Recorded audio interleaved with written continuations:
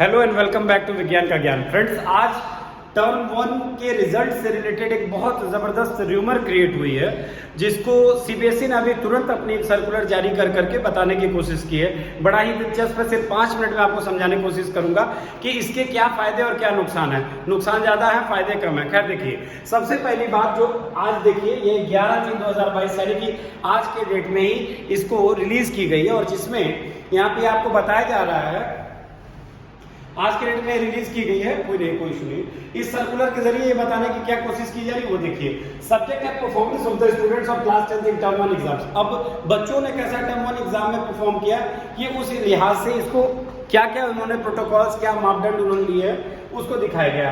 खैर ये सब ऊपर की चीजें काम के लिए सीधे टर्म 1 के मतलब पहले पॉइंट पे आते हैं। The board is informing the schools only about the theory performance of their students of class 10th in a collective manner, यानी कि सामूहिक रूप से आपके स्कूल के जो बच्चे थे उन्होंने सैद्धांतिक परीक्षा में यानी कि थ्योरी एग्जाम में कितने नंबर ऑब्टेन किए, ये कलेक्टिव वे में बताया जाएगा, यानी कि इंडिविजुअल बच्चों की परफॉर्मेंस उसमें नहीं बताई जाएगी, यानी कि एक रहस्य है हमारे सीबीएसई। क्या बात है। However, the performance of individual students will not be available on the website, यानी कि बच्चा अभी से टर्म 2 तक इस डाउट में पड़ा रहेगा कि हमने टर्म 1 में पाया क्या था, स्कूल ने क्या तय किया है, बोर्ड ने क्या तय किया, ये एक सस्पेंस जैसी बात है। दूसरी point, the information about the performance of the student is based on the performance of the student uploaded by the schools, यानी कि जो ये इंफॉर्मेशन जो बच्चों से रिलेटेड, उनके परफॉर्मेंस से रिलेटेड है, ये इस बात पर निर्भर करता है कि स्कूल ने उनके कैसे परफॉर्मेंस को अपलोड किया है। यानी यहाँ पे है performance of the students uploaded by the schools, यानी स्कूल ने जो अपलोड किया था। In the subjects where the assessment was not done by the schools, performance based on the scanning of OMR sheets is being communicated to the schools. यदि किसी कारणवश किसी subject की असेसमेंट स्कूल के द्वारा नहीं की गई, तो बच्चे ने जो टर्म 1 में OMR शीट भरी थी उसके अकॉर्डिंग ये नंबर उसको अपडेट किया जाएगा स्कूल के पास। तीसरा, in case the student missed their term 1 exam due to COVID or because of participation in national international sports olympiads, no performance of term 1 examination is being communicated।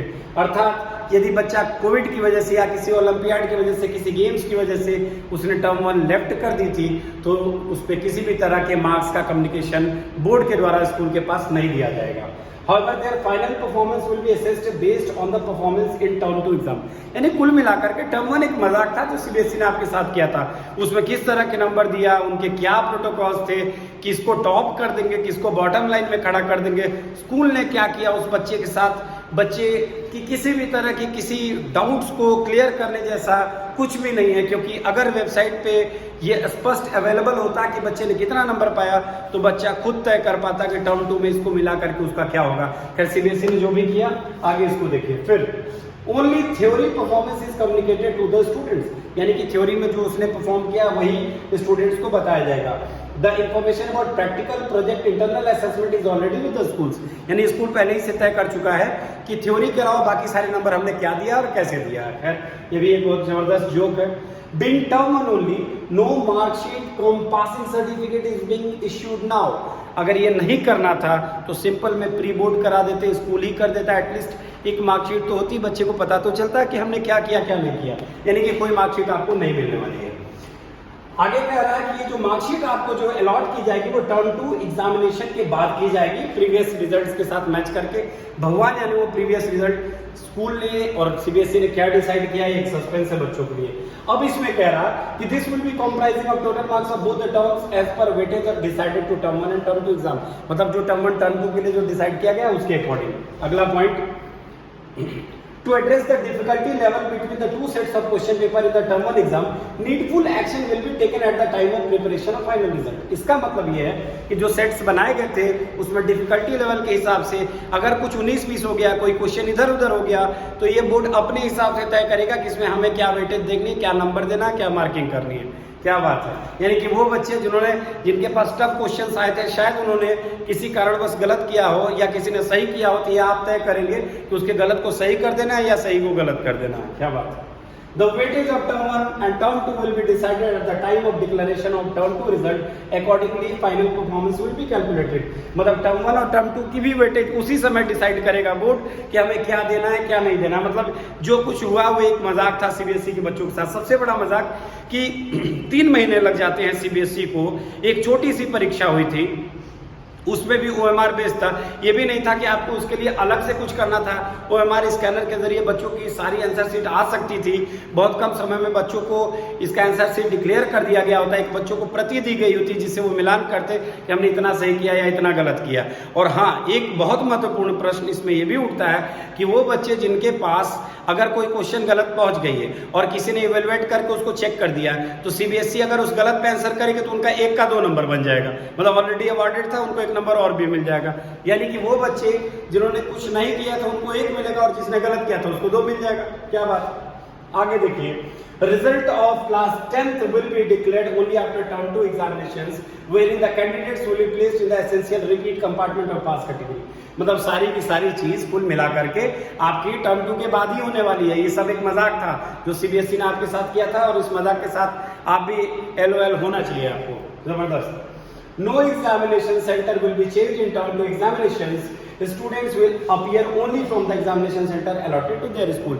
यानी इससे पहले वाले में ऑप्शन था कि आप सेंटर चेंज कर सकते हैं, आप जहां नजदीकी जगह पे हो, जहां पे आप कोविड से इफेक्टेड ना हो वहां पर जा सकते थे, लेकिन इस बार ऐसा कुछ भी नहीं होगा। इसलिए अभी से 26 अप्रैल आने में काफी समय बचा हुआ है। आप लोग अपने अपने स्कूल के नियरेस्ट जगह पर पहुंच जाए, वरना आपका एग्जाम CBSE छुड़वा देगी। वो कब आपके साथ अच्छा करेगी या बुरा करेगी CBSE खुद ही नहीं तय कर पा रही है।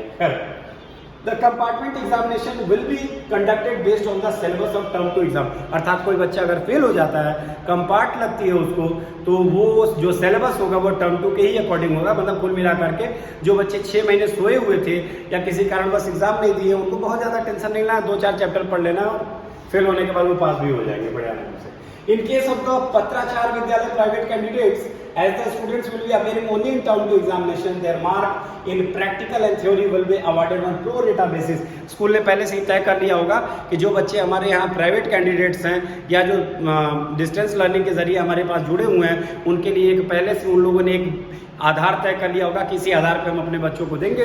उसमें गधे, बेवकूफ और अच्छे बच्चों सबको एक तरह का नंबर मिल जाएगा, और कुल मिला करके ये उनके लिए फायदेमंद साबित हो सकता है। खैर मैं बच्चों का ऐसा कुछ नहीं बोल रहा हूँ। In all cases wherever problems have been reported in the question paper or marking scheme, due care has been taken by the board and the performance of the student have been calculated by the board taking in account with the revised marking scheme। अर्थात सभी cases में जहां किसी question paper या marking scheme में कोई problem दिखी, उस पर बोर्ड ने बहुत खास ध्यान दिया है और एक अपनी मार्किंग स्कीम तय कर ली। उसके हिसाब से वो लोग नई रिवाइज मार्किंग स्कीम के हिसाब से उसको अप्लाई कर देंगे और कॉपी चेक कर देंगे और उस हिसाब से उनको नंबर दे देंगे। और awarding mark for dropped question in a suitable manner keeping in mind the academic interest of the student. अर्थात अगर उनका ड्रॉप भी हो गया था क्वेश्चन तो उनको भी अवार्ड मिल ही जाएगा कुल मिला के CBSE की तरफ से।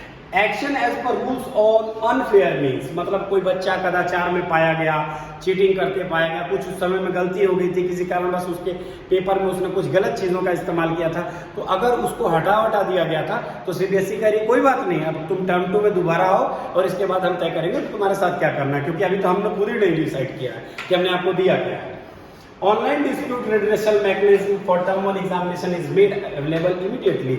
अर्थात जो गार्जियंस को बोर्ड से सीधे किसी तरह का अगर लड़ाई या विवाद होता है, नंबर से रिलेटेड कोई भी बात होती है, तो उसके लिए एक बना दिया जाता है एक सिस्टम जिसके अंतर्गत पेरेंट्स बोर्ड के पास अपनी कंप्लेंट डाल सकते हैं। लेकिन उसमें भी एक बात कहा गया है, शिकायत आप आज करोगे लेकिन आपकी शिकायत की सुनवाई की तारीख उस दिन आएगी जिस दिन टर्म 2 का रिजल्ट डिक्लेयर हो चुका होगा। तो कुल मिलाकर के बहुत शानदार एक मजाक किया गया।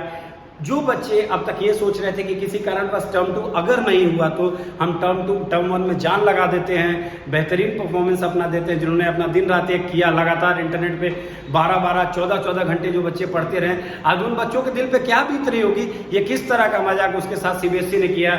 CBSE को सोचना चाहिए कि आप इतनी बड़ी बोर्ड हैं, सेंट्रल में आपका इतना बड़ा पावर है, आपकी इम्पैक्ट पूरी इंडिया में है, और फिर आपकी हरकतें कभी कभी लगती है कि जैसे डिस्ट्रिक्ट लेवल की किसी स्कूल जैसे आप फैसले लेते हैं और इसमें आप अच्छे बच्चों के भविष्य को नष्ट करने का पूरा प्रयास करते हैं। इसमें आप ये तय करते हैं कि जिस बच्चे ने बहुत मेहनत किया है और जिस बच्चे ने मेहनत नहीं किया है, दोनों को एक ही जगह एक लेवल पे लाके खड़ा कर दें, ताकि जिस बच्चे ने मेहनत नहीं की थी वो मेहनत करने वाले बच्चे से कहे तुम गधे हो, हमको तो मालूम था कि CBSE हमको पास कर ही देगी। खैर धन्यवाद। आगे ऐसी ही वीडियो के लिए आप बने रहिएगा हमारे चैनल के साथ।